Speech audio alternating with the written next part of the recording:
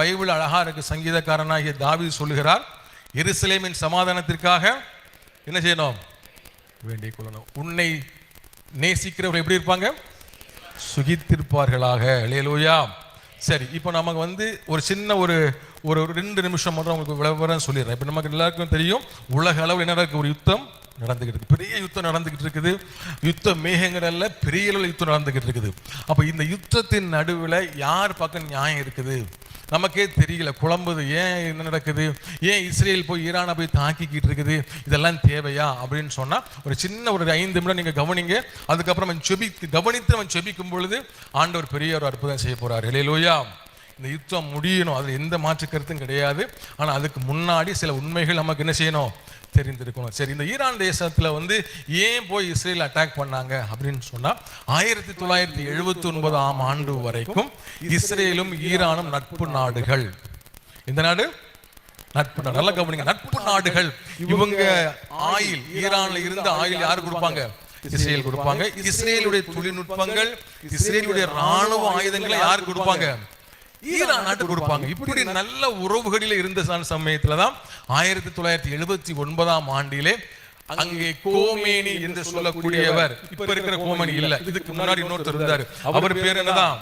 Khomeini தான். அவர் என்ன செஞ்சாருன்னு சொன்னீங்கன்னா, ஆட்சியை பிடிக்கிறாரு, புரட்சியை ஏற்படுத்துறாரு. மக்கள் தேர்ந்தெடுத்து வரல, புரட்சியின் மூலமா ஆட்சியை பிடிக்கிறாங்க. பிடிச்சு கொஞ்ச நாள் அவங்க அனௌன்ஸ் பண்ணதான செய்தி, அடுத்த நாள் பேப்பர்ல வந்த செய்தி, இஸ்ரேல் எங்களுக்கு என்ன தேசம்? நட்பு நாடு அல்ல. அல்லேலூயா.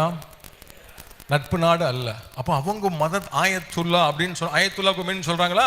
ஆயத்துல்லா அப்படின்னு சொன்னா ஒரு மதத்தின் தலைவருக்குரிய பதவியின் பேர் தான் ஆயத்துல்லா. நம்ம இதுல பாஸ்டர்ஸ், ரெவரண்ட் இப்படிலாம் வச்சிருக்கிறோம்ல, அந்த மாதிரி ஆயத்துல்லா அப்படின்னு சொன்னா மதத்தின் தலைமைக்குரிய பெயர். அந்த பெயரோடு கூட என்ன செய்யறாரு இந்த கோமேனி? என்ன வந்தோடனே இஸ்ரேல் எங்களுக்கு யாரு? எதிரி நாடு. அது ஒரு நாடே இல்லைங்க, நாங்க கன்சிடர் பண்ணவே இல்லை என்று சொன்னார்கள். அடுத்து கொஞ்ச நாள் கழிச்சு ஒரு 10 வருஷத்து அவர் இறந்து போனாரு. இப்ப இறந்து போன அலி கோமேனி தான் என்ன செய்யறாரு? ஆட்சிக்கு பொறுப்புக்கு வாரார். நல்லா கவனிச்சுக்குவாங்க. இவர் வந்த உடனே சொன்ன முதல் ஸ்டேட்மெண்ட், டெஹரானில் நடந்த அந்த கூட்டம், இன்டிஃபாடா அப்படின்னு சொல்லுவாங்க அந்த கூட்டத்திற்கு பெயர். அங்கே பாலஸ்தீனர்கள் எல்லாரும் கூடியிருந்த போது அவர் சொன்ன முதல் செய்தி, Israel is a cancer country, அது ஒரு புற்றுநோய் என்று சொன்னார். என்ன சொன்னாரு? புற்றுநோய். அப்புறம் 90க்கு அப்புறமும் மறுபடியும் இந்த வார்த்தைகளை சொல்லிக்கொண்டே இருக்காரு. எங்கெங்கெல்லாம் பேசணுமோ அப்பெல்லாம் கோமேனி பதிவு செய்து கொண்டே வந்தார். கேன்சர் கேன்சர்னு சொல்லிக்கிட்டே வந்தார். 2019 அவர் சொன்ன ஒரு ஸ்டேட்மெண்ட் யாரும் மறக்க முடியாது. அவர் சொன்ன செய்தி, கேன்சரை வெட்டி எடுக்க வேண்டும் என்று சொன்னார். அல்லேலூயா. என்ன சொன்னார்? கேன்சரை அப்படின்னு என்ன அர்த்தம்? வரைபடத்தில் இருந்து இந்த இஸ்ரவேல் தேசத்தை நாம் நீக்க வேண்டும் முடிவெடுத்தாங்க. அணுகுண்டை தயாரிப்பதற்கான வேலைகளை செஞ்சாங்க. இதுக்கு இடையில ஹவுதி அப்படின்னு சொல்லக்கூடிய தீவிரவாத குழுக்கு என்ன செஞ்சாங்க? ஈரானிகள் பணம் கொடுத்து இஸ்ரேலை போய் அட்டாக் பண்ணுங்கன்னு சொன்னாங்க.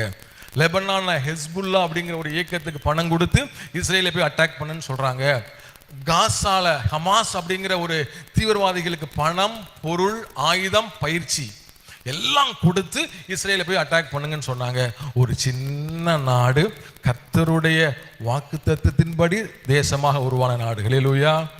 அமெரிக்காவால நாடு உருவாகல, ஆண்டவருடைய வாக்குத்தத்தத்தின்படி ஒரு தேசம் உருவானது என்று சொன்னால் உலகத்தில் ஒரே நாடு இஸ்ரேல் தேசம். அல்லேலூயா. நான் சொல்றது புரியுதா புரியலையா? ரைட்.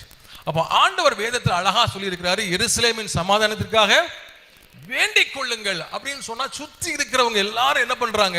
அந்த தேசத்தை, அந்த இடத்தை விட்டு அகற்ற வேண்டும், இஸ்ரவேலை பூமியில் இல்லாதபடி அழிக்க வேண்டும் என்கிற நோக்கத்தோடு ஒவ்வொரு நாளும் செய்து கொண்டிருந்தார்கள். நமக்கு எல்லாருக்கும் தெரியும், ஒரு நல்ல விடியற் காலை இந்தியாவிலே உதித்தது அக்டோபர் 7 இஸ்ரேலில் நல்ல நாள் அல்லது. காலையிலே வழக்கம் போல் எல்லாரும் வேலைக்கு கிளம்பி கொண்டிருந்தார்கள். கூட்டம் கூட்டமாய் உள்ளே நுழைந்த தீவிரவாதிகள் கண்ணில் பட்டவர்கள் எல்லாம் அடித்துக் கொன்றார்கள். கண்ணில் பட்டவர்கள் எல்லாம் வெட்டி எரிந்தார்கள், சுட்டு கொன்றார்கள். என்னென்ன அக்கிரமங்களை செய்ய முடியுமோ கையினாலே பிள்ளைகளை கிழித்து போட்டார்கள். வரலாற்றிலே பதிவு செய்யப்பட்டிருக்கிறது, வீடியோ காட்சியில் இருக்கிறது. யாரும் மறைக்க முடியாது. இதற்கு பின்னணியிலே செயல்பட்டது, பணத்தையும் பொருளையும் சூத்திரதாரியாய் செயல்பட்டவர் இப்பொழுது கொல்லப்பட்டாரே, அலி கோமேனி. அல்லேலூயா. நான் சொல்றது உங்களுக்கு புரியுதா?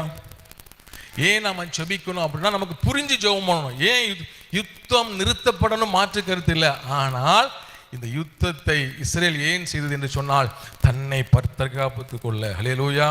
ஆண்டவர் சொன்னார்ல, நான் வருமளவும் இந்த சந்ததி ஒளிந்து போகாது. ஹல்லேலூயா. இந்த சந்ததியை ஒழிக்க முடியாது. நாங்கள் பல இடத்துல ஊழியத்தை விவாதங்கள் பல உங்களுக்கு தெரிஞ்சிருக்குமான்னு தெரியல, முகமதில் கூட நாங்கள் நேரடியாக பல இடங்களில் விவாதங்களை நடத்தி இருக்கிறோம். அப்போ நாங்கள் சவால் விட்டு சொன்னதான செய்தி இதுதான், இஸ்ரவேல் ஜனத்தை உலகத்திலிருந்து யாருமே என்ன செய்ய முடியாது, அழிக்க முடியாது. அது நமக்கு நல்லா தெரியும். யார் எந்த குட்டிக்காரன் அடித்தாலும் முழு தேசமும் புறப்படும் உலகமும் சேர்ந்து வந்தாலும் அந்த தேசத்தை என்ன செய்ய முடியாது, அது ஆண்டவருடைய வாக்கு தத்தத்தின் தேசம். ஹல்லேலூயா. ஆண்டவர் பல இடங்களை சொன்னாரு, அது என் தேசம் என்று சொன்னார்.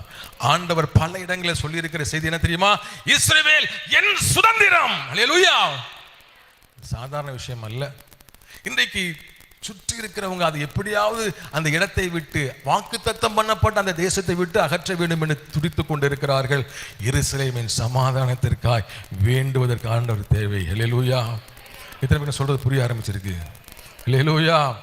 ஆகவே நாம் புரிந்து நாம் என்ன செய்ய போறோம், ஜெபம் பண்ண போறோம். இந்த யுத்தம் முடிவுக்கு வரணும். எப்படி முடிவுக்கு வரணும்னு சொன்னா, அங்கே இருக்கிறதான ஈரான் மக்களே கஷ்டப்படுறாங்க. கரெக்டா?